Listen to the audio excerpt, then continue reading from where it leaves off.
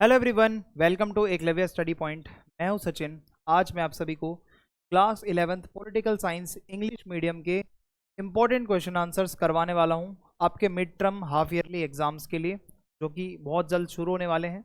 अगर आप इन क्वेश्चंस को करते हैं तो मोस्टली आपके इंपॉर्टेंट क्वेश्चंस यहीं से कवर हो जाएंगे। तो चलिए वीडियो को आगे बढ़ाते हैं। अगर आपको इनकी PDF डाउनलोड करनी है तो आप टेलीग्राम ग्रुप हमारा ज्वाइन कर लेना @class11 ESP। जैसे ही हमें टाइम लगेगा हम सारी PDFs यहाँ पे लाइन से अपलोड कर देंगे, जो कि आप देख पाओगे। ठीक है, लेटेस्ट अपडेट्स आपको टेलीग्राम पे मिलते रहेंगे, वीडियोस के लिंक आपको टेलीग्राम पे मिलते रहेंगे। और आप मुझे इंस्टा पे फॉलो करना ना भूलें। मेरा यूज़र नेम आप सभी के सामने दिया हुआ है। आपकी कोई भी पर्सनल क्वेरी है तो आप आके मुझसे पूछें, आपकी क्वेरी का आंसर ज़रूर दिया जाएगा। आगे बढ़ते हैं। और हमारी वेबसाइट है eklavyastudypoint.com। यहाँ पे आपको quiz, question answers, chapter notes सब कुछ मिल जाएगा। तो आप हमारी वेबसाइट को भी ज़रूर विजिट करें। चैप्टर नंबर 1, सबसे पहले जो अपना कॉन्स्टिट्यूशन वाला चैप्टर है, यहाँ से क्या क्या इंपॉर्टेंट क्वेश्चंस बन सकते हैं के बारे में अब मैं आपके साथ डिस्कशन करूँगा। Explain the process of the composition of the Indian constituent assembly, यानी कि जो हमारी कॉन्स्टिट्यूशन बनाने की जो असेंबली थी उसको पूरा बनाने का प्रोसेस कैसा था। तो सबसे पहले आप इसकी फॉर्मेशन लिखोगे। 1946 में इसकी फॉर्मेशन हुई थी। The constituent assembly was created after elections held under the cabinet mission plan. तो जब कैबिनेट मिशन प्लान इंडिया में आया था, जब ब्रिटिशर्स हमारे इंडिया में थे, तो उस टाइम पे जो इलेक्शंस हुए थे तो उसके जस्ट बाद में जो है अपनी कॉन्स्टिट्यूएंट असेंबली बनाई गई थी। बेसिकली इस असेंबली को बनाने का मतलब ये था, तब अपने देश का एक संविधान, एक कॉन्स्टिट्यूशन बनाएंगे। ठीक है, ये जो कैबिनेट मिशन प्लान था, जो इलेक्शंस वगैरह सब हो रहे थे, ये ब्रिटिश गवर्नमेंट करवा रही थी। मेंबरशिप की अब मैं आपसे बात करूं तो कॉन्स्टिट्यूएंट असेंबली में 299 मेंबर्स थे। ठीक है, अपने पूरे इंडिया से। अपना जो पूरा इंडिया है वो एक तो था ब्रिटिश इंडिया, जहाँ ब्रिटिशर्स का कंट्रोल था डायरेक्ट, और एक था प्रिंसली स्टेट्स, जहाँ राजा महाराजाओं का कंट्रोल था। तो इन दोनों को जोड़कर पूरे इंडिया में कॉन्स्टिट्यूएंट असेंबली के लिए लगभग 299 मेंबर्स थे। ठीक है, और पार्टिसिपेशन ये इंश्योर किया गया कि हर किसी को मिले। Political representation, members came from different political parties. एक कॉन्स्टिट्यूएंट असेंबली, यहाँ पे हर तरीके का पॉलिटिशियन था, हर थॉट वाला, हर आइडियोलॉजी वाला। सबको जरूरत मतलब सबको जरूरत थी कि हाँ भाई यहाँ पे सबको शामिल किया जाए। ये बहुत ज़्यादा इम्पोर्टेंट चीज़ है। और पार्टी की बात करें तो कांग्रेस पार्टी की मेजोरिटी थी, क्योंकि कांग्रेस एक बहुत बड़ी पार्टी थी इस वजह से। बाकी और भी पार्टियां थी वहाँ पे, सभी को रिप्रेजेंटेशन दिया गया था। अब मैं आपको लीडरशिप के बारे में बताऊं, कॉन्स्टिट्यूएंट असेंबली में कौन लीडर था, किसने क्या किया। तो देखो, डॉक्टर राजेंद्र प्रसाद जो थे वो प्रेसिडेंट बनाया गया कॉन्स्टिट्यूएंट असेंबली का, और जो भीमराव अंबेडकर जी हैं उनको बनाया गया ड्राफ्टिंग कमेटी का चेयरमैन। जो फाइनल ड्राफ्ट रेडी हुआ था वो BR अम्बेडकर जी ने ही बनाया था, इसलिए कई बार ये भी कह दिया जाता है कि हमारे कॉन्स्टिट्यूशन को बनाने वाले भीमराव अंबेडकर जी हैं। पर ऐसा डायरेक्टली आंसर कहना गलत है, इनडायरेक्टली यस, और डायरेक्टली पूरी असेंबली थी जिसने कॉन्स्टिट्यूशन को बनाया। अब हमारा अगला क्वेश्चन है, why do we need a constitution, explain in detail. तो हमें कॉन्स्टिट्यूशन की जरूरत क्यों पड़ती है, आखिर देश में इसका काम क्या है, कॉन्स्टिट्यूशन वाई। तो कॉन्स्टिट्यूशन क्या है, एक फंडामेंटल रूल बुक है। सिंपल सी बात है, एक किताब जिसके अंदर रूल्स लिखे हुए हैं, एक ऐसी बुक, ठीक है, रूल्स की बुक है जिसमें किसी कंट्री को कैसे रन करना है ये लिखा हुआ है, गवर्नमेंट कैसे फंक्शन करती है ये लिखा हुआ है, कैसे सोसाइटी में हार्मनी हो, ब्रदरहुड हो, ये इंश्योर करता है। तो कॉन्स्टिट्यूशन के होने से क्लियरली ये पता चलता है कि लीडर कौन होगा। कॉन्स्टिट्यूशन हमारा क्लियरली स्पेसिफाई करता है कि गवर्नमेंट को कौन लीड करेगा, ज़्यादा पावर किसके पास होगी, किसके पास क्या रिस्पॉन्सिबिलिटीज़ होंगी। तो इससे कोई कंफ्यूजन नहीं रह जाती अथॉरिटी को लेकर कि कौन सुप्रीम लीडर है। और इससे क्या है, एक ऐसा ऑर्डर बनता है, अच्छा सिस्टमेटिक्स है ना, एकदम गवर्नेंस अच्छे से हो पाती है। Fair share of power, constitution से क्या होता है कि वो पूरे गवर्नमेंट को 3 पार्ट में डिवाइड कर देता है, एग्जीक्यूटिव, लेजिस्लेचर और जुडिशरी। पावर 3 पार्ट्स में डिवाइड हो जाती है। एग्जीक्यूटिव जो कि लॉज को एग्जीक्यूट करवाते हैं, लेजिस्लेचर जो लॉ बनाता है, और जुडिशरी जो कि देखता है, जो अपना सुप्रीम कोर्ट है, हाई कोर्ट है, अगर कोई लॉ को तोड़ रहा है तो उसको क्या पनिशमेंट देनी है। तो ये इसीलिए होता है कि एक सिंगल पर्सन के पास सारी एब्सोल्यूट पावर ना आ जाए, इसको बचाने के लिए। और क्या होता है, कॉन्स्टिट्यूशन कॉन्फ्लिक्ट रिजोल्यूशन का भी काम करता है, क्योंकि हमारी सोसाइटी बहुत डाइवर्स है और डिस्प्यूट होना बहुत आम बात है लोगों के बीच में, कम्युनिटीज़ के बीच में या गवर्नमेंट के पार्ट्स के बीच में। तो कॉन्स्टिट्यूशन एक लीगल फ्रेमवर्क प्रोवाइड करता है कि अगर कोई भी कॉन्फ्लिक्ट हो जाए तो पीसफुली उसको कैसे रिजॉल्व करना है, ठीक है, पीसफुली अगर कोई भी पंगा होता है। प्रोटेक्शन ऑफ माइनॉरिटीज, तो देखो हमारे देश में माइनॉरिटी में भी लोग रहते हैं, तो हमारा कॉन्स्टिट्यूशन इस चीज़ को देखता है कि जो छोटे और वीकर ग्रुप्स हैं उनके राइट्स को ध्यान में रखा जाए, कि मेजोरिटी कम्युनिटीज जो हैं वो डोमिनेटिंग ना हो जाए अनफेयर तरीके से। तो इससे क्या है, कॉन्स्टिट्यूशन से एक जस्टिस, सोशल जस्टिस या इक्वालिटी की वो रहती है। Promotes stability and unity, constitution के होने से कंट्री स्टेबल रहती है। जब टफ टाइम आता है, मान लो कोई इमरजेंसी लग गई, क्राइसिस आ गया, कोई वॉर हो गई, तो ऐसे में होता क्या है, कॉन्स्टिट्यूशन में कुछ ऐसे रूल्स होते हैं जिससे जो नेशन है, अपना जो देश है, वो स्टेबल रहता है, यूनाइटेड रहता है और फंक्शनिंग अच्छे से स्मूथली चलती रहती है देश की, कोई देश को दिक्कत नहीं आती है, कॉन्स्टिट्यूशन है तो सब ओके है।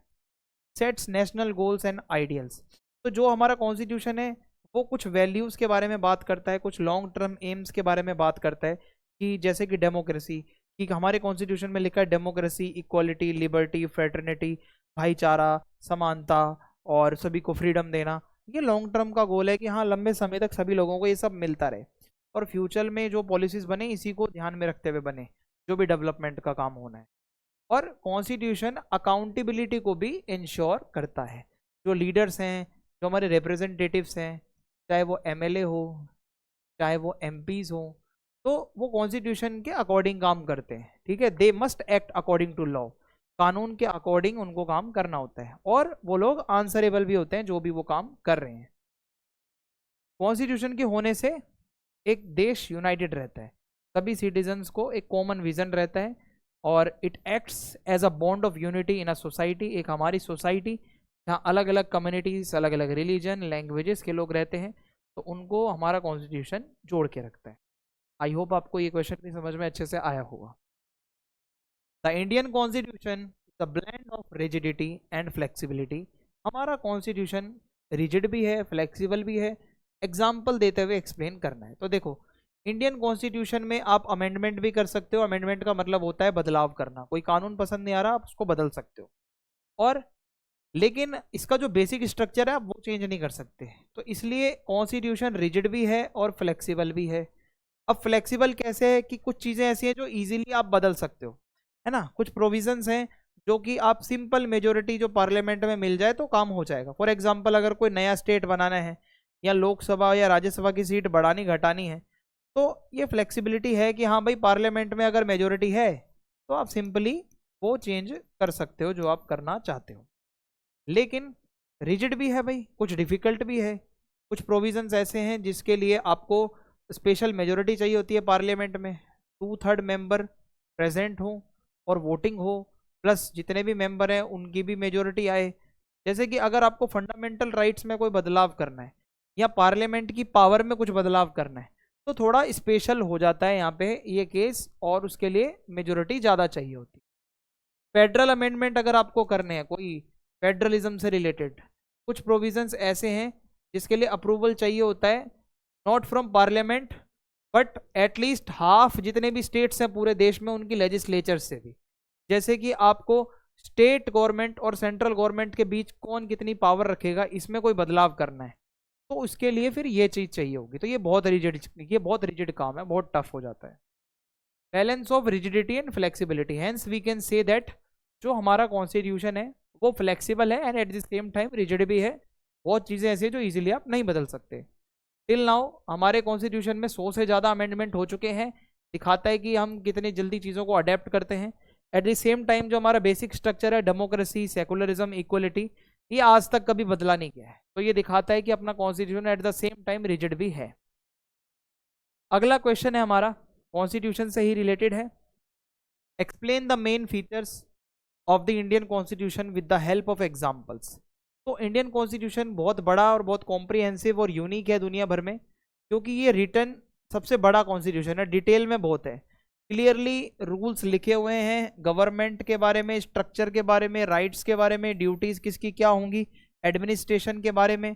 For example, it contains provision on fundamental rights, directive principles of state policy, federalism, emergency powers. Clearly इसमें कॉन्स्टिट्यूशन बताता है डिटेल में। Blend of rigidity and flexibility we have already discussed पीछे वाली स्लाइड पे। और क्या है भाई, हमारा कॉन्स्टिट्यूशन बैग ऑफ बोरोविंग भी कहलाता है, उधार का टोकरा। क्यों? हमारे कॉन्स्टिट्यूशन ने बहुत सारे फीचर्स अलग अलग कंट्रीज से इंस्पायर होके अपने में ऐड करे। ब्रिटेन से हमने पार्लियामेंट्री सिस्टम और रूल ऑफ लॉ लिया, ठीक है, यानी कि पार्लियामेंट होता है हमारे यहाँ लोकसभा और राज्यसभा, रूल ऑफ लॉ यानी कि कानून के आगे सब बराबर रहेंगे, ये हमने ब्रिटेन से लिया है। यूएसए से हमने फंडामेंटल राइट्स लिए हैं और जुडिशियल रिव्यू, कि अगर कोर्ट ने कोई डिसीजन दिया है तो वो उसको रिव्यू भी कर सकता है। आयरलैंड से हमने directive principles of state policy लिए हैं, जो आगे मैं आपको बताऊंगा। ये स्टेट कुछ भलाई का काम करता है लोगों के लिए, कुछ पॉलिसीज होती हैं। फिर उसके बाद है तो directive principle of state policy जो है हमने आयरलैंड से लिया है। कनाडा और ऑस्ट्रेलिया से हमने फेडरलिज्म लिया है। फेडरलिज्म का मतलब होता है पावर को जब आप डिवाइड कर देते हो सेंट्रल और स्टेट गवर्नमेंट के बीच में, तो ये हमने कनाडा और ऑस्ट्रेलिया से लिया है। फ्रांस से हमने लिया है इक्वालिटी, फ्रेटर्निटी और प्रियम्बल जो होती है हमारी। आप अपनी एनसीईआरटी बुक खोलोगे, एक प्रियम्बल दी होती है, उसको मिनी कॉन्स्टिट्यूशन भी कहा जाता है। उसमें एक ओवरव्यू दिया होता है हमारा जो कॉन्स्टिट्यूशन है वो क्या बताता है। तो ये सब चीजें हैं जो हमने अलग अलग कंट्रीज के अलग अलग कॉन्स्टिट्यूशन से इंस्पायर होकर अपने में ऐड करी है। Democratic and Republic in nature, तो हमारा जो कॉन्स्टिट्यूशन है वो बताता है कि सभी को वोटिंग का राइट होगा, जिसको कहा जाता है यूनिवर्सल एडल्ट फ्रेंचाइज। हर सिटीजन, चाहे वो मेल हो चाहे वो फीमेल हो, वो वोट डाल सकता है। एग्जाम्पल के लिए, parliament and state assemblies are directly elected by the people. तो जो हमारा लोकसभा है या हमारी जो स्टेट की विधानसभाएं होती हैं, वो डायरेक्टली लोग ही वहां पे एमपी एमएलएस को इलेक्ट करके भेजते हैं। प्रोटेक्शन ऑफ राइट्स, हमारा कॉन्स्टिट्यूशन जो है हमारे राइट्स को प्रोटेक्ट करता है, और ये इंस्पिरेशन हमें मिली अमेरिकन बिल ऑफ राइट्स से, कि हमारा कॉन्स्टिट्यूशन भी कहता है भाई सभी को फंडामेंटल राइट्स तो मिलेंगे ही मिलेंगे, गारंटी है। इक्वलिटी, फ्रीडम, कल्चरल राइट्स, ठीक है, ये आपसे कोई नहीं छीन सकता। तो राइट टू कॉन्स्टिट्यूशनल रेमेडीज जो आर्टिकल 32 है, वो हमारा ऐसा फंडामेंटल राइट है जो कहता है कि अगर आपको फंडामेंटल राइट्स नहीं मिलते हैं तो आप कोर्ट में जा सकते हो, अगर कोई भी आपके राइट्स का वायलेशन करता हुआ पाया जाता है तो।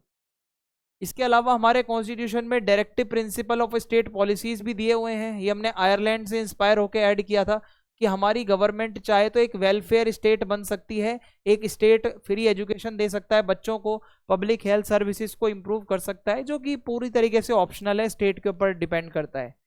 इमरजेंसी प्रोविजंस हैं हमारे कॉन्स्टिट्यूशन में, जो हमने जर्मनी के कॉन्स्टिट्यूशन से इंस्पायर होकर ऐड करें, कि अगर मान लो इमरजेंसी का टाइम आता है तो हमारे यहाँ पे जो सेंट्रल गवर्नमेंट है वो स्पेशल पावर अपने हाथ में ले लेगी।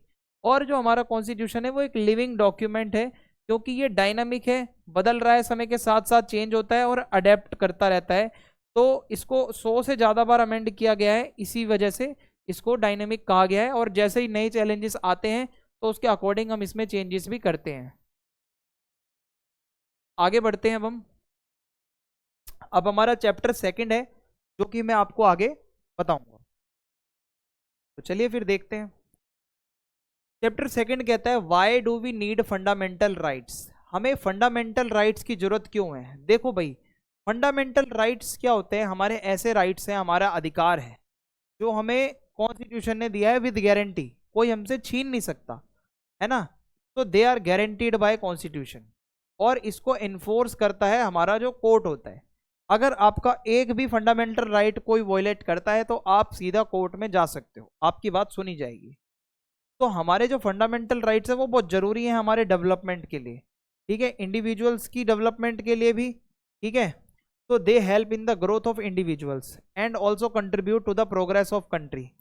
अगर सभी को देश में फंडामेंटल राइट्स मिलेंगे तो इससे हमारा देश भी आगे बढ़ेगा, हर नागरिक आगे बढ़ेगा। लीगल प्रोटेक्शन, तो जो हमारे फंडामेंटल राइट्स होते हैं वो सीधा कोर्ट्स के थ्रू इन्फोर्सेबल होते हैं। अगर इसको कोई भी वॉयलेट करता है तो जो सिटीजन है वो सीधा अप्रोच कर सकता है जुडिशरी को और अपनी प्रोटेक्शन और जस्टिस की मांग कर सकता है, तो उसको वो चीज़ मिलेगी, ये गारंटी है। प्रोटेक्शन ऑफ इंडिविजुअल लिबर्टी, तो हमारा जो फंडामेंटल राइट है वो बहुत ज़रूरी है। अगर ये हमारे पास रहेगा तो हम आज़ाद रहेंगे, हम कुछ भी बोल पाएंगे, इधर उधर घूम पाएंगे और कोई इंटरफेयर नहीं करेगा, हम जो मर्जी चाहे वो करें। और क्या है, फंडामेंटल राइट से हमें इक्वलिटी मिलती है, हमारे साथ भेदभाव नहीं होता, हमें गारंटी मिलती है कि हमारे साथ इक्वल ट्रीटमेंट होगा, सभी सिटीजन्स को इक्वल समझा जाएगा। ये हमारा जो है मतलब जो है फंडामेंटल राइट हमें कहता है कोई भी डिस्क्रिमिनेशन नहीं होगा। जैसे पहले क्या होता था, upper caste, lower caste, Hindu, Muslim, gender, male female का, बहुत प्लेस ऑफ बर्थ का भी बहुत ज़्यादा डिस्क्रिमिनेशन होता था। अरे ये तो उस स्टेट का है, अरे ये तो इधर का है, ये तो उधर का है, तो गाँव का है। तो ये ऐसा अगर कोई करता हुआ पाया जाता है तो वो बचेगा।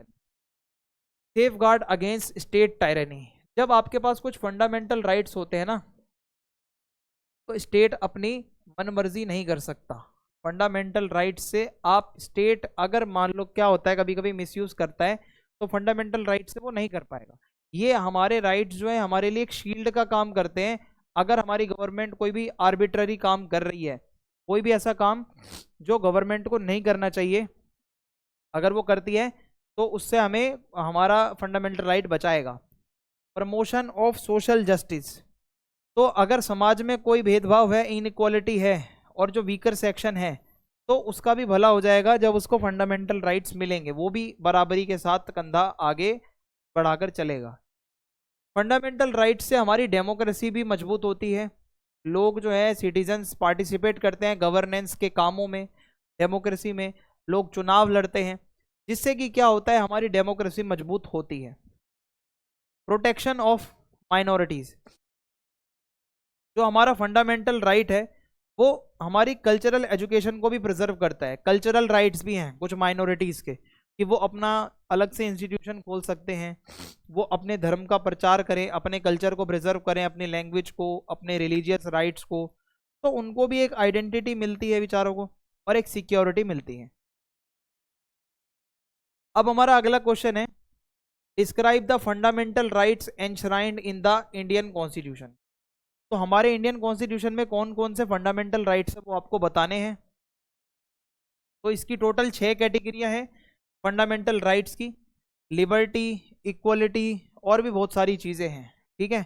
जैसे कि सबसे पहली कैटेगरी है, पहला राइट है राइट टू इक्वालिटी, आर्टिकल 14 से आर्टिकल 18। आर्टिकल 14 कहता है इक्वालिटी बिफोर लॉ, यानी कि कानून की नज़र में सबको बराबर समझा जाएगा, चाहे कोई अमीर हो, चाहे कोई गरीब हो, चाहे कोई सेलिब्रिटी हो, कानून के आगे सब बराबर हैं। आर्टिकल 15 कहता है prohibition of discrimination on grounds of religion, race, caste, sex, place of birth. किसी का धर्म कोई भी हो, किसी की नस्ल, जाति, लिंग और जन्म का स्थान कुछ भी हो, आप उसके साथ भेदभाव नहीं कर सकते। आर्टिकल 16 कहता है equality of opportunity in public employment, सरकारी नौकरियों में सभी को इक्वल अपॉर्चुनिटी दी जाए। आर्टिकल 17 कहता है अबोलिशन ऑफ अनटचेबिलिटी, छुआछूत को खत्म करना, किसी को आप अनटचेबल नहीं कह सकते। आर्टिकल 18 कहता है अबोलिशन ऑफ टाइटल, आप कोई राजा महाराजा बड़े बड़े टाइटल्स वगैरह नहीं रख सकते हो, आप सभी एक सिटीजन की कैटेगरी में आते हो और आप इंडियन हो। दूसरा फंडामेंटल राइट है राइट टू फ्रीडम, आर्टिकल 19 से 22, ठीक है। तो आर्टिकल 19 कहता है फ्रीडम ऑफ स्पीच, आप कुछ भी बोल सकते हो, एक्सप्रेस कर सकते हो बातों को, असेंबल हो सकते हो, असेंबली लगा सकते हो, एसोसिएट हो सकते हो, अपनी ग्रुप बना सकते हो, मूवमेंट इधर उधर आप जा सकते हो, कहीं पे भी आप रह सकते हो, आप कोई भी प्रोफेशन अपना सकते हो। आर्टिकल 20 कहता है protection in respect of conviction और ऑफेंसेस, ठीक है। यानी कि इसके लिए मैंने आपको बहुत अच्छे से समझाया था कि भाई एक ही क्राइम के लिए 2 बार सजा नहीं मिलती है आपको, ठीक है, डबल जेपर्डी नहीं होगी। और आर्टिकल 21 कहता है protection of life and personal liberty, कि आपसे आपका जीवन कोई नहीं छीनेगा। आर्टिकल 22 कहता है कोई गलत तरीके से आपको अरेस्ट नहीं कर सकता, डिटेंशन जो होता है, डिटेन करना, वो काम नहीं हो सकता है। अगर कोई गलत तरीके से कर रहा है तो ये आपके राइट्स को वायलेट किया जा रहा है। तीसरा फंडामेंटल राइट है राइट अगेंस्ट एक्सप्लॉइटेशन, आर्टिकल 23 से 24, जो कि ये कहता है कि कोई भी आपको एक्सप्लॉइट नहीं कर सकता। जैसे कि आर्टिकल 23 कहता है इसके अंदर कि prohibition of trafficking in human beings, आप लोगों को जो पहले बेचते थे स्लेव बना के, वो अब नहीं होगा। फोर्सफुली आप किसी से जो मजदूरी नहीं करवा सकते हो। आर्टिकल 24 कहता है prohibition of employment of children in hazardous jobs, खतरनाक जो काम होते हैं उसमें आप बच्चों से कोई काम नहीं करवा सकते। सिंपली चाइल्ड लेबर जो है वो बिल्कुल मना है, बच्चे से काम नहीं करवा किया, मतलब बच्चे से काम नहीं करवाया जा सकता। चौथा है right to freedom of religion, article 25 से 28। तो आर्टिकल 25 कहता है freedom of conscience and right to profess practice and propagate religion, आपका जो मन करे वो धर्म को मानो, प्रचार करो, सब लोगों को बताओ उसके बारे में। आर्टिकल 26 कहता है freedom to manage religious affair, आप अपने धार्मिक मामलों को संभाल सकते हो अपने हिसाब से। आर्टिकल 27 कहता है freedom from paying taxes from promotion of a particular religion, आप अगर जो भी चंदा वंदा कलेक्ट करना है, आप जो भी करना चाहते हो वो आप करो। Article 28 no religious instruction in state funded institution, सरकारी कोई भी इंस्टीट्यूशन में धार्मिक कोई इंस्ट्रक्शन नहीं दिया जाएगा। पांचवा है fundamental right cultural and educational right, 29 से आर्टिकल 30। आर्टिकल 29 कहता है माइनॉरिटी का भी ध्यान रखा जाएगा। आर्टिकल 30 कहता है माइनॉरिटी के पास ये राइट है, वो अपना स्कूल कॉलेज वगैरह अपना एजुकेशनल इंस्टीट्यूशन खोल सकते हैं और उसमें अपनी पढ़ाई करवा सकते हैं वो। लास्ट फंडामेंटल राइट है right to constitutional remedies, article 32। इसमें कहा गया है आप सुप्रीम कोर्ट में जा सकते हो अगर आपके फंडामेंटल राइट्स को छीना जा रहा है। तो कोर्ट क्या है, कुछ रिट इशू करती है, कुछ स्पेशल ऑर्डर्स जो मैंने आपको पढ़ाए हैं, हबीस कॉर्पस, मैंडामस, प्रोहाइबिशन, वारंटो, सर्टरी, ये सारी चीजें कुछ स्पेशल ऑर्डर होते हैं। Explain in detail the objectives and policies of directive principles, तो कुछ डायरेक्टिव प्रिंसिपल्स होते हैं स्टेट के, और ये क्या है कि कुछ ऐसी पॉलिसीज हैं जो स्टेट बनाता है अपने लेवल पे, इसकी कोई गारंटी नहीं है। जैसे फ्री एजुकेशन हर स्टेट दे या ना दे वो वेरी करेगा। तो डायरेक्टिव प्रिंसिपल्स जो है वो गाइडलाइंस हैं कि भाई गवर्नमेंट कुछ चीज़ों को फॉलो करेगी जब लॉ पॉलिसी बनाते टाइम, लेकिन ये कोर्ट में जाके आप इसको चैलेंज नहीं कर सकते, means they are non justiciable, ठीक है, लेकिन बहुत जरूरी है वेलफेयर स्टेट के लिए। तो डीपीएसपीज जो होते हैं वो गवर्नेंस एक अच्छी सरकार काम करे इसके लिए गाइड की तरह काम करते हैं कि आपको ये लोगों के वेलफेयर का ध्यान रखना चाहिए। सोशल एंड इकोनॉमिक जस्टिस, एक ऐसी सोसाइटी बने जहाँ फेयरनेस हो, जहाँ इक्वालिटी हो, जहाँ जस्टिस हो सभी के साथ। एस्टेब्लिश अ वेलफेयर स्टेट, यानी कि भाई एक ऐसी गवर्नेंस हो जो सरकारी कामकाज हो जो सिर्फ पॉलिटिक्स पे नहीं बल्कि लोगों की नीड्स के ऊपर फोकस करे। और balance of rights and duties, कि जो फंडामेंटल राइट्स हैं वो इंडिविजुअल लिबर्टी पे फोकस करे और जो डायरेक्टिव प्रिंसिपल्स हैं वो सभी के भलाई के लिए हैं, इंडिविजुअल नहीं सभी के भलाई के लिए हैं, ठीक है। तो डायरेक्टिव प्रिंसिपल्स का मैं आपको अगर एग्जांपल दूं तो सभी को अच्छा रोजगार मिलना, right to work and livelihood, कि भाई सभी को एक एज अ सिटीजन अच्छा रोजगार मिले। इक्वल जस्टिस, सभी को जस्टिस मिले, फ्री लीगल मदद भी मिले जो लोग गरीब हैं। Promotion of education and health, free education, free health care, public welfare. Environment protection, कि भाई फॉरेस्ट, वाइल्ड लाइफ, एनवायरमेंट, ये सब का जो है स्टेट ध्यान रखे। यूनिफॉर्म सिविल कोड, कि भाई सभी के लिए एक कानून बराबर हो, मतलब ऐसा ना हो हिंदुओं के कानून अलग चल रहे हैं देश में, मुस्लिम्स के अलग चल रहे हैं, ऐसा ना हो। प्रोहाइबिशन ऑफ लिक्वर, जैसे दारू को बैन करना, ये भी हर स्टेट में अलग अलग है, कहीं पे बैन है कहीं पर बैन नहीं है। तो समझ लो कि ये ऑप्शनल है पूरी तरीके से, कंप्लीटली इट इज ऑप्शनल जो मैं आपको बता रहा हूं। Doctor Bhimrao Ambedkar has called which authority the heart and soul of the constitution. तो heart and soul of the constitution जो है कहा गया है आर्टिकल 32 को भीमराव अंबेडकर जी ने बोला था, बोला कि डॉक्टर भीमराव अंबेडकर जी कहते हैं आर्टिकल 32 जो है वो है राइट टू कॉन्स्टिट्यूशनल रेमेडीज, यानी कि अगर आपके कोई भी फंडामेंटल राइट को कोई वॉयलेट करता है तो हमारा कॉन्स्टिट्यूशन जो है आपको गारंटी देता है कि आप कोर्ट जाओ, आपका सॉल्यूशन मिलेगा। तो सिटीजन्स के पास ये पावर है, आप सुप्रीम कोर्ट, हाई कोर्ट जा सकते हो, ठीक है, अपनी बात रखने। तो फिर कोर्ट जो है कुछ स्पेशल रिट्स निकालती है, कुछ ऑर्डर्स, जैसे हबीस कार्पस, कि इसका मतलब होता है लोगों की पर्सनल फ्रीडम को कोर्ट प्रोटेक्ट करता है।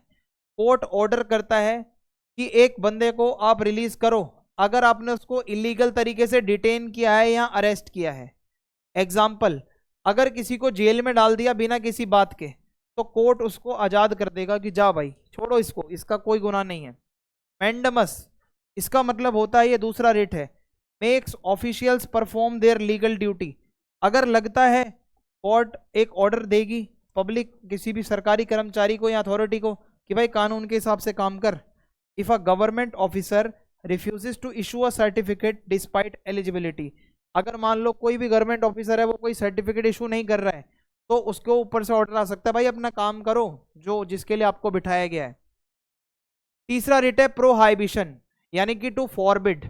इसका मतलब होता है प्रिवेंट लोअर कोर्ट्स और authorities from acting beyond their powers.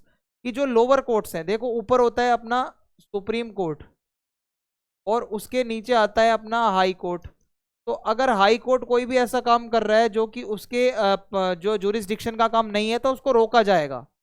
Issued by higher courts to stop illegal jurisdiction, जैसे कि high courts stopping a district court from handling a case outside its authority. देखो सबसे पहले सुप्रीम कोर्ट, फिर high court और फिर district court. तो district court कोई भी ऐसा काम कर रही है जो इसके पावर के बाहर है तो हाई कोर्ट इसको रोकेगा। सिमिलरली हाई कोर्ट कुछ भी ऐसा कर रही है जो इसके पावर के बाहर है तो सुप्रीम कोर्ट उसको रोकेगा, ठीक है। फोर्थ रिट है को वारंटो। इसका मतलब होता है questions the legal right of a person to hold a public office. कोई भी आदमी अगर किसी सरकारी पद पे है तो उससे पूछा जाएगा कि आपका क्या लीगल राइट है, आप इस पद पे हो। तो कोर्ट पूछ सकता है किसी भी ऑफिस होल्डर से अपनी क्वालिफिकेशन को प्रूव करो, लीगलिटी को प्रूव करो। For example, removal of a person illegally appointed to a government post. किसी सरकारी पद पे अगर किसी को तैनात किया गया या उसको पद मिला और अगर पता चला वो इलीगल है तो कोर्ट उसको हटाने के ऑर्डर दे देगा। पांचवा है सर्टरी। इसका मतलब होता है review and correct decisions of lower courts और अथॉरिटीज। होता क्या है, जो ऊपर की कोर्ट होती है वो एग्जामिन करती है कि कानूनी रूप से वो जजमेंट सही है या नहीं है। अगर सही नहीं लगती तो वो उसको कैंसिल कर सकती है, ठीक है। Supreme court cancelling a lower court order made without proper law. कोई भी ऐसा ऑर्डर जो मान लो हाई कोर्ट ने दिया, सुप्रीम कोर्ट को लगा कि ये सही नहीं है तो सुप्रीम कोर्ट उसको कैंसिल करवा सकता है। ये इसका स्पेशल राइट है, रिट है, ठीक है। अब हम चलते हैं चैप्टर 3 की तरफ और चैप्टर 3 के जो इंपॉर्टेंट क्वेश्चन आंसर्स हैं उसकी तरफ नजर डालते हैं। चैप्टर 3 में मैं आपको बताऊं, आपका जो इलेक्टोरल सिस्टम्स हैं जो दो तरीके से, एक तो एफपीटीपी और एक प्रोपोर्शनल रिप्रेजेंटेशन, ये क्वेश्चन बहुत बारी रिपीट होता है। ये कैसे काम करता है देखो, एफपीटीपी में क्या होता है, जो कैंडिडेट होगा जिसको सबसे ज़्यादा वोट मिलेंगे पूरी कॉन्स्टिट्यूएंसी में वो जीत जाएगा, ठीक है। अगर मान लो उसको 50% से कम भी वोट मिले तो भी चलेगा पर बाकियों से ज़्यादा होने चाहिए।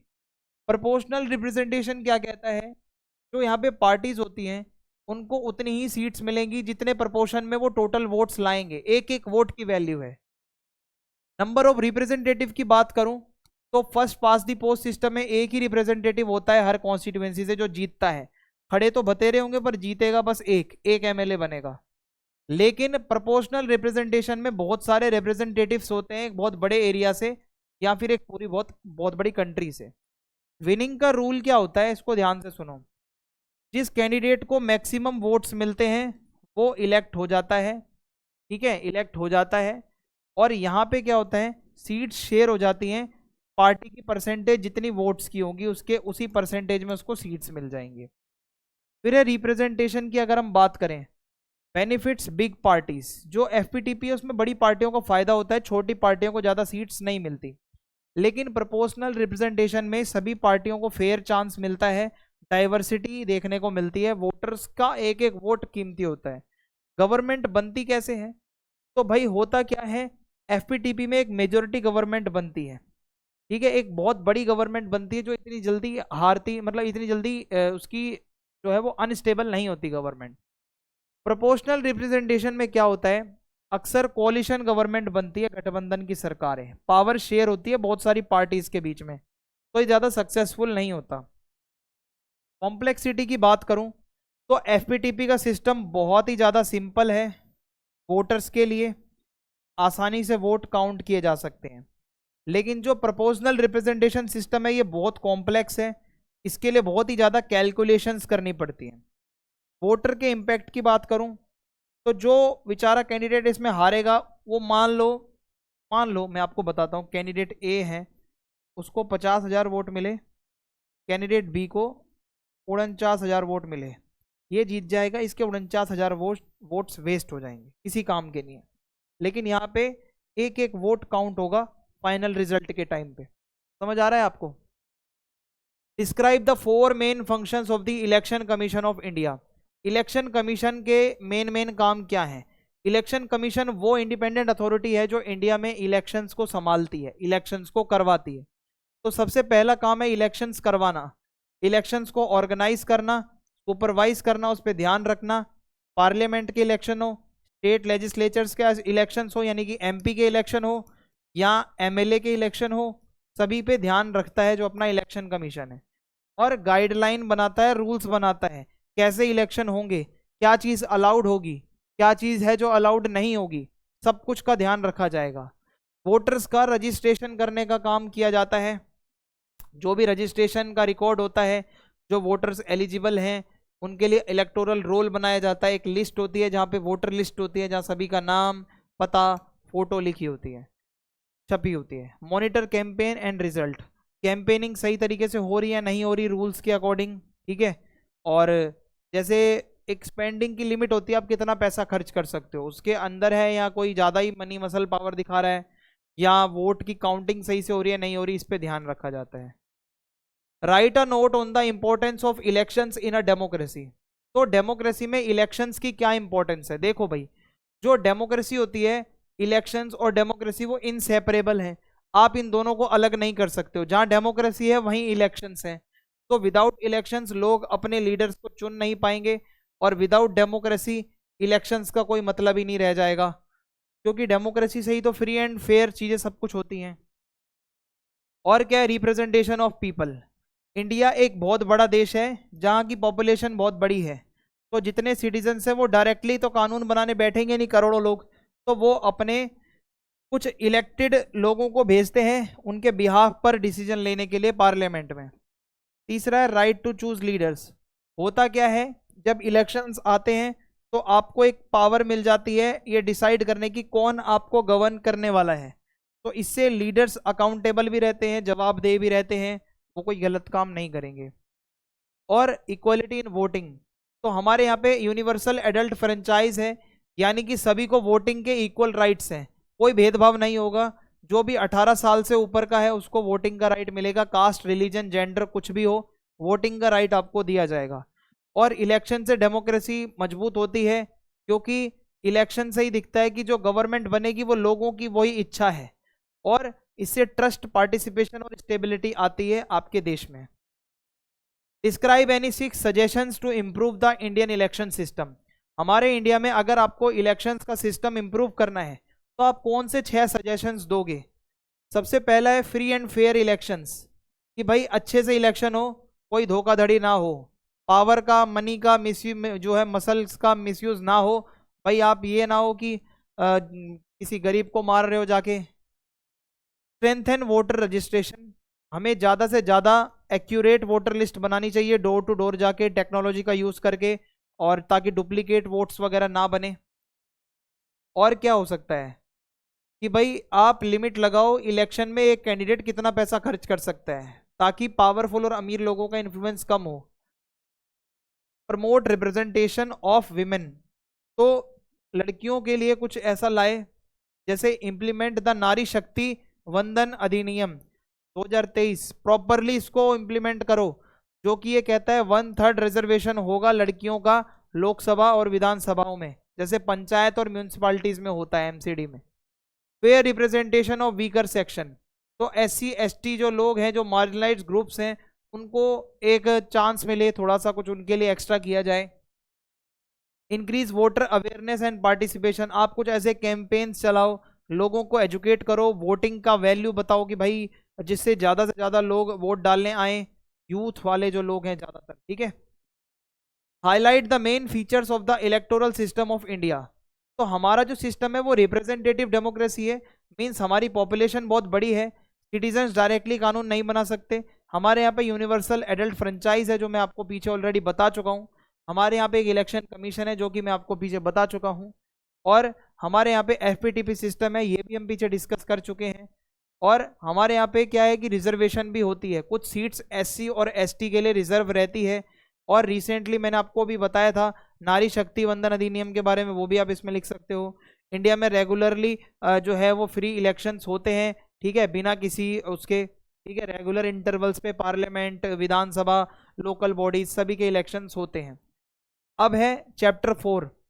चैप्टर 4 के इंपॉर्टेंट क्वेश्चन आंसर्स मैं आपको कराने जा रहा हूं। तो देखो, सबसे पहला क्वेश्चन है, explain the power of president. जो हमारा प्रेसिडेंट होता है देश का, उसके पास क्या पावर है? तो इंडिया का जो प्रेसिडेंट होता है वो फॉर्मल यानी कि नाम का हेड होता है, सारी पावर ज्यादातर PM और उसकी काउंसिल ऑफ मिनिस्टर्स के पास ही होती है। प्रेसिडेंट नाम मात्र का सेरेमोनियल हेड है। तो अगर मैं आपको बताऊं इसकी एग्जीक्यूटिव पावर क्या है प्रेसिडेंट की, तो PM को अपॉइंट करने का काम इसका है। और जो चीफ जस्टिस ऑफ इंडिया यानी कि CJI जो होता है, इसके अलावा जजेस होते हैं सुप्रीम कोर्ट के और हाई कोर्ट के, उसको अपॉइंट करता है प्रेसिडेंट। और जो गवर्नर होता है हर स्टेट में, इसको अपॉइंट करता है। लेजिस्लेटिव पावर्स भी होती हैं प्रेसिडेंट के पास कुछ, जो मैं आपको बताऊंगा। तो भाई प्रेसिडेंट के पास ये पावर है कि वो लोकसभा को 5 साल पूरे होने से पहले ही डिसॉल्व कर सकता है, रोक सकता है। और लोकसभा और राज्यसभा दोनों में भाषण दे सकता है जो प्रेसिडेंट है, ठीक है, at the beginning of the first session after the general elections, और बजट सेशन के जस्ट मतलब आसपास, वो दोनों में जहां मर्जी चाहे भाषण दे सकता है। और जो भी बिल, देखो मैंने आपको बताया कि कोई भी लॉ बनता है तो उससे पहले वो बिल होता है, तो उसको यस करना है या नो करना है, ये प्रेसिडेंट के हाथ में होता है। और प्रेसिडेंट के अप्रूवल के बाद ही कानून बनता है। और प्रेसिडेंट जो है वो ऑर्डिनेंस इशू कर सकता है, यानी कि अगर पार्लियामेंट का सेशन नहीं चल रहा है तो जो ऑर्डिनेंस होगा प्रेसिडेंट का, वो एक कानून के बराबर ही होगा, बिना किसी पार्लियामेंट की डिबेट के वो सीधा कोई भी कानून बना सकता है। इमरजेंसी पावर भी है, नेशनल इमरजेंसी के टाइम, जैसे इसको अनाउंस करना, डिक्लेयर करना, अगर कोई वॉर का टाइम आ गया है या बाहर से लड़ाई चल रही है, कोई आर्म्ड रिबेलियन हो गया। स्टेट इमरजेंसी हो सकती है जिसको हम प्रेसिडेंट रूल कहते हैं, कोई स्टेट में अगर मान लो हुड़दंग मच गया, कॉन्स्टिट्यूशन के अकॉर्डिंग सब कुछ नहीं चल पा रहा है, तो प्रेसिडेंट वहाँ पे स्टेट इमरजेंसी लगाता है। Generally parliamentary form of government, the position of prime minister becomes very powerful and influential how. तो PM के बारे में भी अगर क्वेश्चन आता है तो आप उसको कैसे लिखोगे? देखो, प्राइम मिनिस्टर जो होता है वो real head of the executive होता है पार्लियामेंट्री सिस्टम में, ठीक है। मैंने आपको बताया था पार्लियामेंट्री प्रेसिडेंशियल सिस्टम, ये 2 सिस्टम बहुत फेमस है, और एक सेमी प्रेसिडेंशियल, 3 होते हैं एग्जीक्यूटिव अपने। तो PM के पास बहुत पावर होती है, क्योंकि एक तो वो गवर्नमेंट का हेड है, ठीक है, एग्जीक्यूटिव ब्रांच का हेड है, पूरी गवर्नमेंट को वही चलाता है लोगों के बिहाफ पे। और कैबिनेट का भी लीडर होता है, हेड होता है, यानी कि जो मेन मंत्री होते हैं वो सब प्रधानमंत्री के अंडर ही काम करते हैं, ठीक है, जो भी बातचीत होती है। तो बहुत सेंट्रल रोल होता है पॉलिसी बनाने में और सरकार चलाने में। Control over parliament, prime minister का पूरा कंट्रोल रहता है लोकसभा के ऊपर। PM जो होता है वो डिबेट्स में जाता है, बिल्स को इंट्रोड्यूस करता है और कानून बनते हैं फिर वहाँ पे। काउंसिल ऑफ मिनिस्टर जो होती है, जो जितने भी मिनिस्टर्स का ग्रुप है उसको हम कहते हैं काउंसिल ऑफ मिनिस्टर, ठीक है, कुछ मेन मिनिस्टर्स होते हैं उसमें, तो वो सभी लोग अकाउंटेबल हैं, PM को बताएंगे जो भी काम वो करेंगे, ठीक है। तो ऐसे में PM की लीडरशिप बहुत क्रूशल हो जाती है। जो भी फॉरेन अफेयर्स होते हैं, विदेश मामले होते हैं, किस देश के साथ हमें कैसे रिलेशंस रखने हैं, बॉन्ड कैसा होगा इंटरनेशनल लेवल पे, जैसे UNO यानी कि यूनाइटेड नेशंस में या समिट्स में जाना है नहीं जाना है, ये पीएम डिसाइड करता है। जितनी भी ट्रीटीज़ होती हैं दूसरे कंट्रीज़ के साथ, एग्रीमेंट्स होते हैं, जो भी हमारे डिप्लोमेटिक रिलेशंस होते हैं बाकी जो देशों के साथ, उसमें पीएम का रोल बहुत ज़्यादा अहम होता है। क्राइसिस के टाइम पे, जैसे नेचुरल डिजास्टर, कोई वॉर हो गई, तो पीएम ही मेन लीडर होता है जिसकी तरफ सारे लोग देखते हैं कि हाँ भाई देश का कुछ ये करेगा। पीएम के पास कुछ इमरजेंसी पावर्स होती हैं, जैसे कि ये प्रेसिडेंट को एडवाइस कर सकता है कि कहीं पे नेशनल इमरजेंसी लगानी है या प्रेसिडेंट का रूल लगाना है किसी स्टेट में। आप कह सकते हो देश में सबसे बड़ा प्रेसिडेंट का अगर कोई एडवाइज़र है तो वो पीएम है। कोऑर्डिनेट करता है जितने भी डिपार्टमेंट्स होते हैं, अलग अलग मिनिस्ट्रीज होती हैं, उन सभी को कोऑर्डिनेट करता है जो प्राइम मिनिस्टर होता है, ताकि पॉलिसीज़ को अच्छे से इम्प्लीमेंट किया जा सके। और प्रेसिडेंट का एडवाइज़र होता है, ये मैंने आपको पीछे बता दिया है। अब है describe the 4 characteristics of the permanent executive. देखो परमानेंट एग्जीक्यूटिव का मतलब होता है ब्यूरोक्रेसी, जो आईएएस ऑफिसर होते हैं, आईपीएस ऑफिसर्स होते हैं, तो ये वो लोग होते हैं जो कि पॉलिटिकल नहीं होते, ये प्रोफेशनल होते हैं। आईएएस, आईपीएस, आईएफएस ये ऑफिसर्स होते हैं जो कि सिविल सर्वेंट्स होते हैं, ये पॉलिटिशियन नहीं होते हैं, इसको परमानेंट एग्जीक्यूटिव कहा जाता है। तो मिनिस्टर्स तो आते जाते रहते हैं पर ये लोग बदलते नहीं हैं, ये स्टेबल होते हैं, ये एडमिनिस्ट्रेशन को संभालते हैं और इनका काम होता है लॉज को इम्प्लीमेंट करना। जो भी कानून बना है पार्लियामेंट में, जो भी गवर्नमेंट की पॉलिसीज है उसको अच्छे से प्रॉपरली एग्जीक्यूट करना। इनका रिक्रूटमेंट मेरिट बेसिस पे होता है। यूपीएससी का एक एग्जाम होता है, आप सभी को पता होगा, जहां से आप आईएएस आईपीएस बनते हो। ठीक है, अब हमारा चैप्टर 5 है अगला। चैप्टर 5 के इंपॉर्टेंट क्वेश्चन आंसर्स देख लेते हैं, आगे बढ़ते हैं। लेजिस्लेचर, तो यहाँ पे पहला क्वेश्चन ये बनता है कि हमें पार्लियामेंट की क्या जरूरत है, क्या करेंगे हम पार्लियामेंट का। तो वी नीड अ पार्लियामेंट, क्योंकि रिप्रेजेंटेटिव लॉ मेकिंग बॉडी है ये, यहीं पे कानून बनता है देश का, तो लोगों को रिप्रेजेंट करता है जो हमारा पार्लियामेंट होता है। क्योंकि 140 करोड़ लोग तो साथ में आके नहीं बैठ सकते ना, तो पार्लियामेंट होता है। यहाँ पे अपना इंडिया बहुत बड़ा है, डाइवर्स है, लैंग्वेज, रिलीजन, कास्ट, कल्चर बहुत सारे हैं, तो पॉसिबल नहीं है कि हर सिटीजन आके पार्टिसिपेट करे, इसीलिए हम एमपी को भेजते हैं। तो बेसिकली पार्लियामेंट का सबसे पहला काम है देश के लिए कानून बनाना। तो एक बिल बनता है, एक बिल होता है, एक प्रपोज लॉ जो डिस्कस होता है पार्लियामेंट के दोनों हाउसेस में। पार्लियामेंट के 2 हाउस कौन से होते हैं, एक होता है लोकसभा, एक होता है राज्यसभा। ठीक है, जो हम आगे डिस्कस करेंगे। इनमें डिबेट होने के बाद में प्रेसिडेंट का अप्रूवल होता है, यस और नो, उसके अकॉर्डिंगली वो लॉ बनता है। ठीक है, और oversight of the executive, parliament एक वॉचडॉग की तरह काम करता है। पीएम और मिनिस्टर सही से काम कर रहे हैं या नहीं कर रहे हैं, उनके ऊपर सवाल उठाया जाता है। यहाँ पे क्वेश्चन आवर होता है, डिबेट्स होती हैं, नो कॉन्फिडेंस मोशन भी आता है, यानी कि अगर कोई पीएम सही काम नहीं कर रहा है और अगर पार्लियामेंट कहता है कि भाई हमें इसे हटाना है और मेजोरिटी आती है तो उसको हटाया भी जा सकता है। बजट का अप्रूवल, जो एनुअल बजट है वो फाइनेंस मिनिस्टर पार्लियामेंट में ही प्रेजेंट करता है।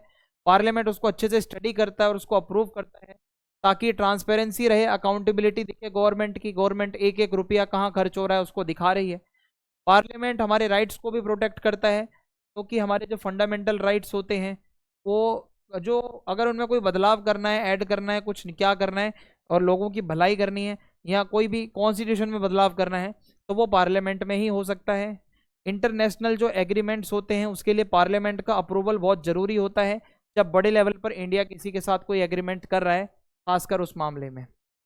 Why do we need 2 houses of parliament, जिसको बाई कैमरल सिस्टम कहते हैं, यानी कि हमारे यहाँ पे 2 हाउसेस क्यों है, लोकसभा और Rajya Sabha. Why not only 1 house.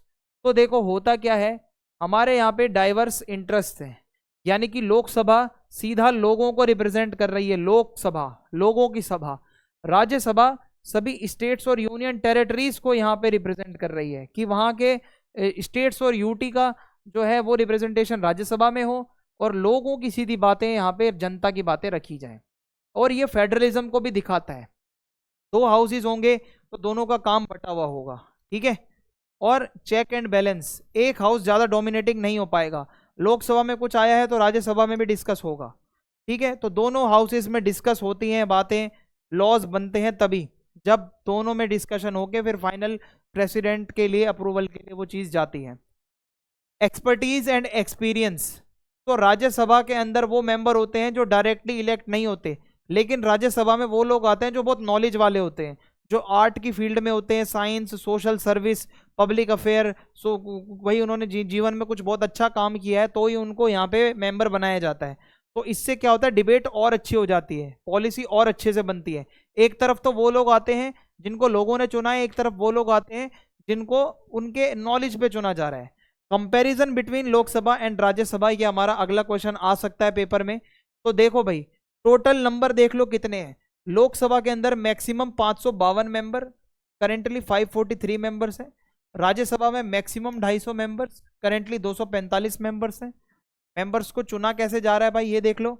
Lok Sabha में डायरेक्ट इलेक्शन होता है, 543 मेंबर्स को सीधा जो ये एमपीज होते हैं इनको हम लोग चुनते हैं, ठीक है, उनके एरिया से, जिसको कॉन्स्टिट्यूएंसी कहा जाता है। और राज्यसभा इनडायरेक्टली इलेक्शन होते हैं यहाँ पे जो आपके स्टेट लेजिस्लेचर असेंबलीज होती हैं, विधानसभा, यानी कि जो आपके स्टेट के एमएलएज होते हैं वो सब मिलकर राज्यसभा के लिए एमपी चुनते हैं, ठीक है, वो वोट करते हैं, आप नहीं करते इसमें।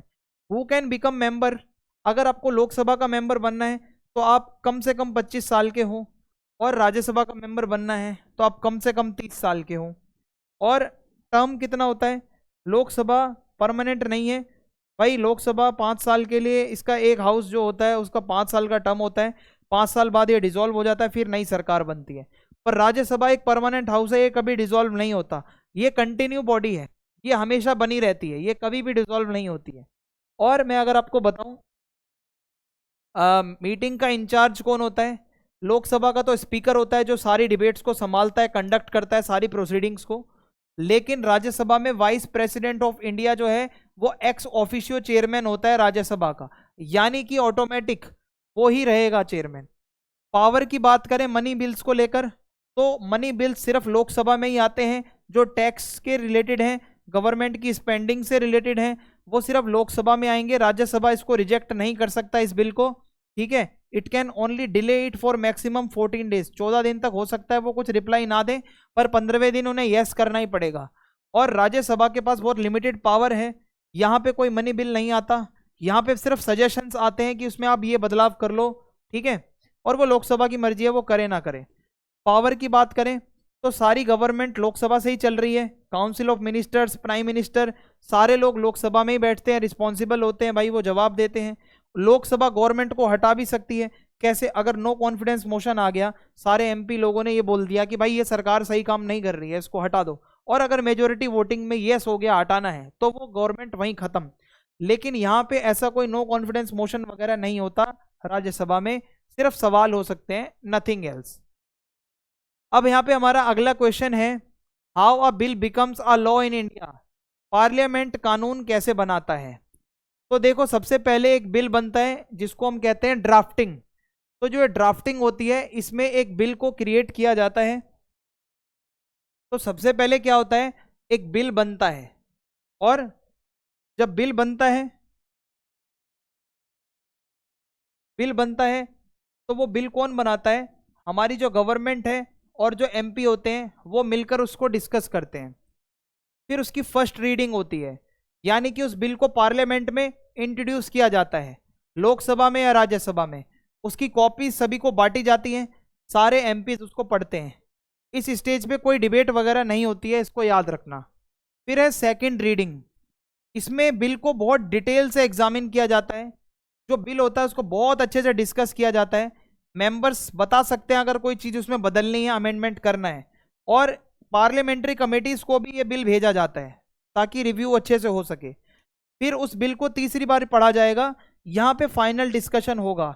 यहाँ पे सबसे ज़्यादा बवाल मचता है जब डिबेट होती है और मेंबर्स वोटिंग करते हैं कि ये बिल लॉ बनना चाहिए या नहीं, येस और नो। और उसके बाद मान लो अगर लोकसभा में बिल आया तो फिर वो राज्यसभा में चला जाएगा, राज्यसभा में आया था तो लोकसभा में आ जाएगा, दोनों हाउसेस में डिस्कशन होगा, सारी चीज़ें फिर रिपीट होंगी। फिर प्रेसिडेंट का सिग्नेचर होना बहुत ज़रूरी है, प्रेसिडेंट्स सिग्नेचर। तो ये जो बिल होगा ये प्रेसिडेंट ऑफ इंडिया के पास भेजा जाएगा, अगर प्रेसिडेंट अप्रूव करता है, साइन करता है बिल को, तो ये कानून बन जाएगा। और प्रेसिडेंट को अगर कोई कंसर्न है, कोई प्रॉब्लम है, तो वो उस बिल को रिटर्न कर देगा, बोलेगा दोबारा से आप इसको कंसीडर करो, दोबारा से इसको डिस्कस करो, ये चेंजेस करो। और अगर दोबारा से वो बिल लोकसभा राज्यसभा में पास हो गया तो प्रेसिडेंट भी मना नहीं कर सकता, ठीक है भाई।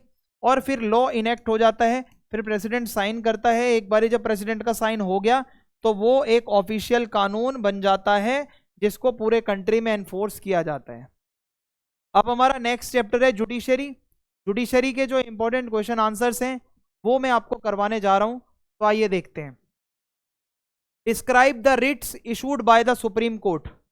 तो भाई जहां तक मेरे को याद है जो ये रिट्स वाला क्वेश्चन है ये हम पीछे करके आ रहे हैं, आपके जो वो आपके राइट्स वाला जो था, ठीक है, चैप्टर वहां पे हमने किया है। तो आई डोंट थिंक सो इसको आप दोबारा से रिपीट करने की जरूरत है, टाइम वेस्ट होगा। आप इसको एज इट इज देख लो। ये क्वेश्चन यहाँ पे भी आता है इस वाले चैप्टर में, सेम राइट्स वाले में भी आता है, जो हमने आर्टिकल 32 वाला किया था, जहां पे क्या होता है जो सोल ऑफ कॉन्स्टिट्यूशन है कि अगर कॉन्स्टिट्यूशनल रेमेडी है आप जा सकते हो, अगर आपको गलत तरीके से डिटेन किया जा रहा है, कुछ भी ऐसा जो फंडामेंटल राइट्स आपका वायलेट हो रहे हैं, तो ये रिट्स जाते हैं।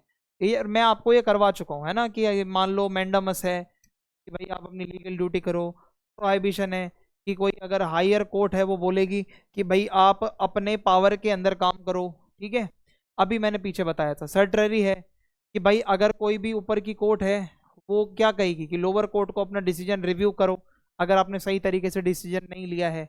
वो वारंटो है, मान लो कोई सरकारी अधिकारी है, उससे पूछा जाएगा भाई किस पे आप अपने पद पर हो, आपका अपॉइंटमेंट अगर इलीगल होगा तो आपको वो जगह छोड़नी होगी, वहां से जाना होगा। Structure of the Indian judiciary is pyramidal, explain. तो बहुत सही बात बोली गई है, हमारी जो जुडिशरी है वो हायरार्किकल है, एक पिरामिड का स्ट्रक्चर बनता है। यानी कि अगर आप यहाँ पे देखो तो सबसे टॉप पर है अपना बैठा हुआ सुप्रीम कोर्ट, उसके नीचे आओगे हर स्टेट्स की हाई कोर्ट, फिर आओगे डिस्ट्रिक्ट कोर्ट्स, ऐसे ही ये आपकी कोर्ट्स होती हैं, ठीक है, सबऑर्डिनेट कोर्ट्स। तो supreme court at the top level, तो सुप्रीम कोर्ट यहाँ पे सबसे टॉप पर है पिरामिड के। ये एपेक्स कोर्ट है, सबसे टॉप मोस्ट है, जो कि नई दिल्ली के अंदर है, हाईएस्ट अथॉरिटी है। ये कॉन्स्टिट्यूशन और कानून के सबसे कह सकते हो फाइनल इंटरप्रेटर हैं, जो इन्होंने कह दिया वही कानून है लास्ट, और इसके डिसीजन सबको मानने ही पड़ेंगे सभी कोर्ट्स को। दूसरे नंबर पर हाई कोर्ट्स आती हैं जो मिडिल लेवल पर है, एक हाई कोर्ट हर स्टेट में होती है, and for a group of states, ठीक है, एक हाई कोर्ट रहती है। कहीं कहीं पे क्या होता है कि 2 स्टेट्स की एक हाई कोर्ट भी होती है। Supervises lower courts in its jurisdiction, जो इसके नीचे की कोर्ट्स होती हैं इस पे भी हाई कोर्ट नजर रखती है। और इसमें क्या होता है जो अपील आती है सबऑर्डिनेट कोर्ट से, मान लो सबसे छोटी कोर्ट में अगर किसी को सेटिस्फेक्शन नहीं मिला तो वो फिर हाई कोर्ट की तरफ जाते हैं लोग, तो वो उसको सुनती है। थर्ड है जो बेस है बिल्कुल लोअर है, डिस्ट्रिक्ट एंड सबऑर्डिनेट कोर्ट्स। इसमें क्या होता है district courts, magistrates, local courts, ये डिस्ट्रिक्ट लेवल पे होती हैं। ये सिविल और क्रिमिनल केसेस जो होते हैं छोटे लेवल के उस पर काम करती है। First point of contact for most citizens, यानी कि सबसे पहले लोग इन्हीं कोर्ट्स में जाते हैं, डिस्ट्रिक्ट कोर्ट्स में। कुछ भी मामला होता है तो सबसे पहले बंदा यहीं जाता है। अगला question, describe the jurisdiction of supreme court. Supreme court का क्या काम है, इसका कितना ज्यूरिसडिक्शन है, वो आपको बताना है, क्या क्या इसके अंडर में आता है। ओरिजिनली सुप्रीम कोर्ट जो है पूरे देश के सारे मामलों को डायरेक्टली सुनता है, ठीक है। एग्जाम्पल, अगर किसी एक यूनियन टेरिटरी और एक स्टेट के बीच का मैटर है, या 2 से ज़्यादा स्टेट्स के बीच का मैटर है, सुप्रीम कोर्ट उसको सुनता है। और सबसे ज़्यादा ऊपर अपील आप लास्ट सुप्रीम कोर्ट में ही कर सकते हो। हाई कोर्ट में मदद नहीं मिली, तो नीचे की कोर्ट में मदद नहीं मिली, सबऑर्डिनेट्स में मदद नहीं मिली, तो लास्ट आप सुप्रीम कोर्ट तक जा सकते हो, ठीक है, सिविल, क्रिमिनल या कॉन्स्टिट्यूशनल कोई भी केस हो। एडवाइजरी ज्यूरिसडिक्शन के मामले में president of India can refer matters of public importance और law to the supreme court for its opinion. President चाहे तो कोई एडवाइस वगैरह भी दे सकता है सुप्रीम कोर्ट को कुछ मैटर्स को लेकर, जो कि लोगों की भलाई के मैटर्स हैं, ठीक है। इसके अलावा रिट, ये आपको मैं पीछे बता चुका हूं, ये इसका एक वो है भाई, ज्यूरिसडिक्शन है, पावर है।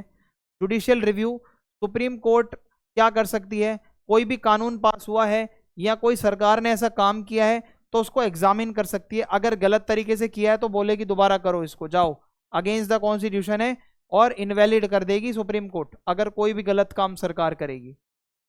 अगला क्वेश्चन है, what is the negative aspect of judicial activism. देखो, जुडिशियल एक्टिविज्म का मतलब होता है जब हमारी कोर्ट वगैरह थोड़ा ज्यादा एक्टिव रोल प्ले करने लगती है ना जनता की भलाई के लिए, तो इसमें कुछ तो अच्छी बातें भी होती हैं। होता क्या है protecting rights and ensuring justice even if no one files a case. किसी ने केस भी नहीं किया फिर भी अगर सुप्रीम कोर्ट एक्टिव हो जाए तो ये क्या है, जुडिशियल एक्टिविज्म है। फायदे भी हैं नुकसान भी हैं। होता क्या है यहाँ पे समटाइम्स जो जुडिशरी है वो अपनी लिमिट को क्रॉस कर जाती है और इंटरफेयर करने लग जाती है लीगल मामलों में, मतलब लेजिस्लेचर के मामलों में और एग्जीक्यूटिव के उसके मामलों में। फिर ऐसे में कंफ्यूजन हो जाती है। जो हमारा सेपरेशन ऑफ पावर है भाई, तीनों अपना अपना काम करेंगे, एग्जीक्यूटिव, लेजिस्लेचर और जुडिशरी। और जुडिशरी अगर एक्टिविस्ट यहाँ पे ज्यादा बनकर काम करेगी तो ये तो कंफ्यूजन हो जाएगी ना फिर। और जजेस कभी कभी नेता जैसे काम करने लगते हैं। कोर्ट्स में बिगिन टू फ्रेम पॉलिसीज और मेक रूल्स। कभी कभी कोर्ट कानून भी बनाने लग जाती है। मैं आपको बताऊं, सुप्रीम कोर्ट की गाइडलाइन भी एक कानून के बराबर होती है। जरूरी नहीं है कि पार्लियामेंट में कानून बनते हैं। सुप्रीम कोर्ट ने अगर कोई गाइडलाइन निकाल दी तो उसको भी मानना पड़ेगा, उसको भी पूरे देश में इंप्लीमेंट करना पड़ेगा। तो मान लो कोई भी मैटर है जहां पार्लियामेंट को कानून बनाना चाहिए था पर नहीं बना हुआ, सुप्रीम कोर्ट का जज आके वहां पे अपना कानून बना देगा वो गाइडलाइन के रूप में। तो ये भी गलत है ना, ऐसा नहीं होना चाहिए। फिर भाई वो लेजिस्लेचर क्या करेंगे, रिस्क ऑफ जुडिशियल ओवररीच। कभी कभी ज्यादा ही एक्टिविज्म होगा तो जुडिशियल ओवररीच हो जाएगी, जहां पे कोर्ट्स डोमिनेट भी कर सकते हैं बाकी के गवर्नमेंट के ऑर्गन्स को। डेमोक्रेसी पे भी खतरा आ सकता है इससे, ठीक है। Lack of accountability. जजिस तो भाई देखो हम तो चुनते नहीं जजिस को, तो अगर बहुत ज्यादा एक्सेसिवली जजिस इंटरफेयर करेंगे तो ऐसे में तो कोई अकाउंटेबिलिटी तो है नहीं। आप जज से जाके थोड़ी बोलोगे मैंने आपको चुना था, वोट डाला था, मेरे को बताइए क्यों किया। जज का मर्जी, भाई जज की मर्जी है, वो कुछ भी करे। Delay in justice. तो अगर when court take up too many public issue, यानी कि पब्लिक इंटरेस्ट लिटिगेशंस, PIL, जहां कोई बंदा डायरेक्ट ना आकर कोई ग्रुप या कोई ऐसे केसेस जो कि सिटीजन्स की भलाई के लिए हैं, समाज की भलाई के लिए, ज्यादा ही कोर्ट अगर ये सब सुनने लगेगी तो डिले हो जाएगा। जो केस चल रहे हैं, एक्टिव केस हैं, उन पे मामले थोड़े मतलब देर से ध्यान दिया जाएगा और बाकी चीजों पर सुप्रीम कोर्ट, हाई कोर्ट ज्यादा ध्यान देगी। तो ये हमारे इंपॉर्टेंट क्वेश्चंस थे। अगर आपको वीडियो पसंद आई है, आप चैनल सब्सक्राइब करें, वीडियो को लाइक करें, फीडबैक लिखे कमेंट बॉक्स में और वीडियो को शेयर कर दें। नोटिफिकेशन बेल को प्रेस करना ना भूलें, आपको नोटिफिकेशंस मिलते रहेंगे। जय हिंद, जय भारत, मिलते हैं अगली वीडियो में।